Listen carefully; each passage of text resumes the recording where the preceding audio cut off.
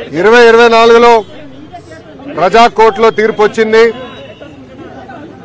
ఎన్డీఏకి ఎప్పుడు లేని విధంగా ఆంధ్ర రాష్ట్ర ప్రజలు తీర్పు ఇచ్చారు.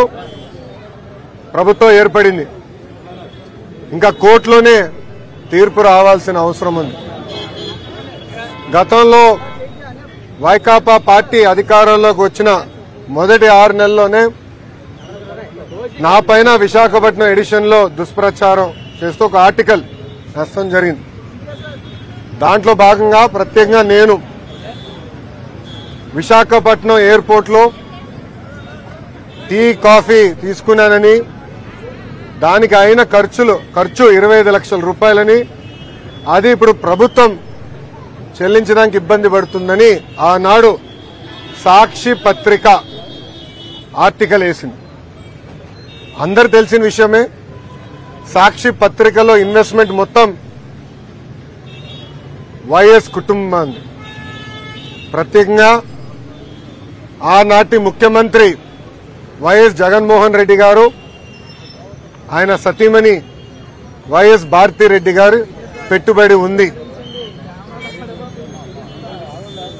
అదే సందర్భంలో ఢిల్లీలో ఉన్న ద వీక్ అనేది వీక్లీ మ్యాగజైన్ కూడా ఆ కథనాన్ని వేయడం జరిగింది. ఇమ్మీడియట్ గా నేను సాక్షికి అటు వీక్ కూడా లీగల్ నోటీస్ పంపిస్తాం జరిగింది. ఆధారాలతో సహా వాళ్ళ ముందలు పెట్టాను.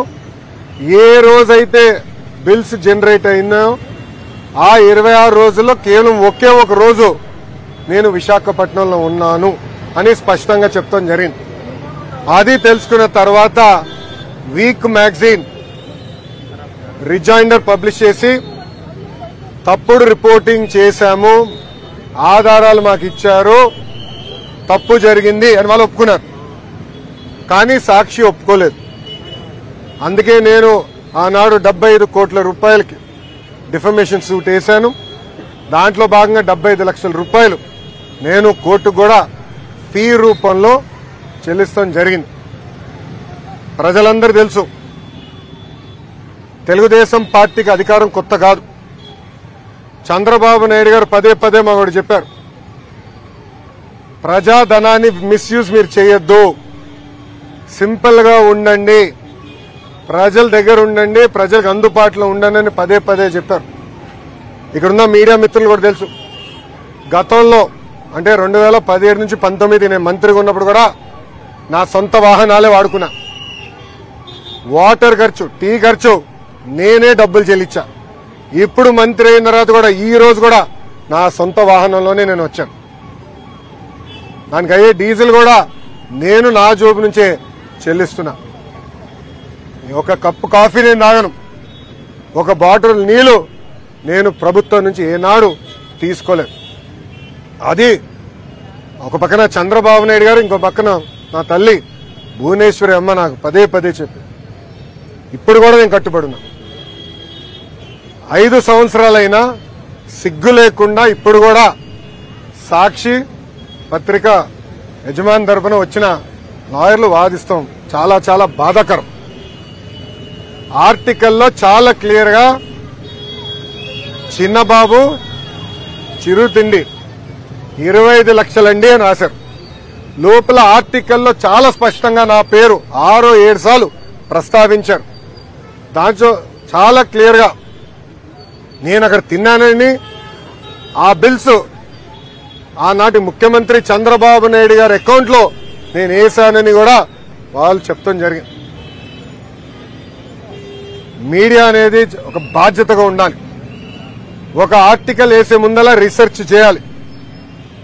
అవసరమైతే ఆనాడు సాక్షి అడుగుండాల్సింది, మీ పైన కథనం వేయబోతున్నాం, మీ స్టాండ్ ఏంటని చాలా స్పష్టంగా నేను క్లియర్ చేసేవాడు. కానీ మీకు తెలిసిన విషయమే, సాక్షి అనేది ఒక బ్లూ మీడియా.